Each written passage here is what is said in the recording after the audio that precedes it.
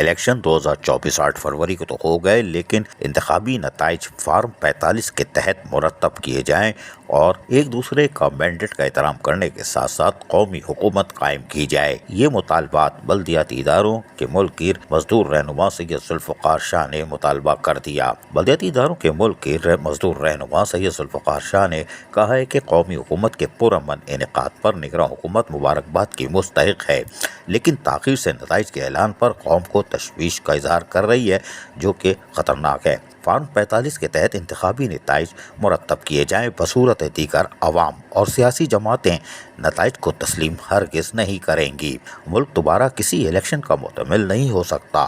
ایک دوسرے کے مینڈیٹ کا احترام کیا جائے اور ایسی قومی حکومت قائم کی جائے جو سب پارلیمانی جماعتوں کے لیے قابل قبول ہو۔ اس وقت تمام جماعتوں کو اپنے مفادات کو فی الحال ایک طرف رکھ کر ایک قومی حکومت بنانے کی قوی ضرورت ہے اور ایک مضبوط اور مؤثر ایجنڈے کی ضرورت ہے۔ ذوالفقار شاہ نے مزید کہا کہ ایجنڈے میں قلیل المدت، وسطی مدت اور طویل المدتی اہداف مقرر کیے جائیں تاکہ پاکستان معاشی طور پر اپنے پیروں پر کھڑا ہو سکے اور سیاسی مقدمات فی الفور ختم کیے جائیں۔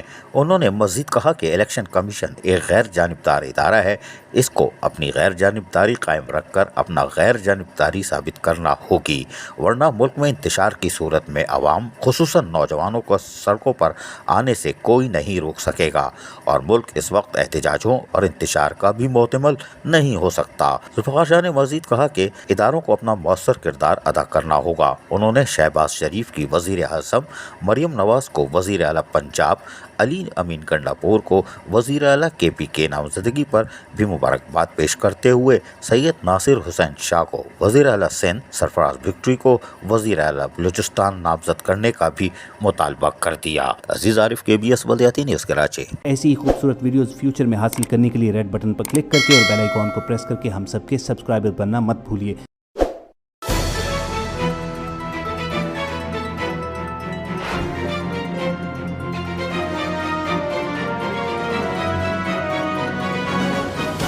KBS بلدیاتی نیوز۔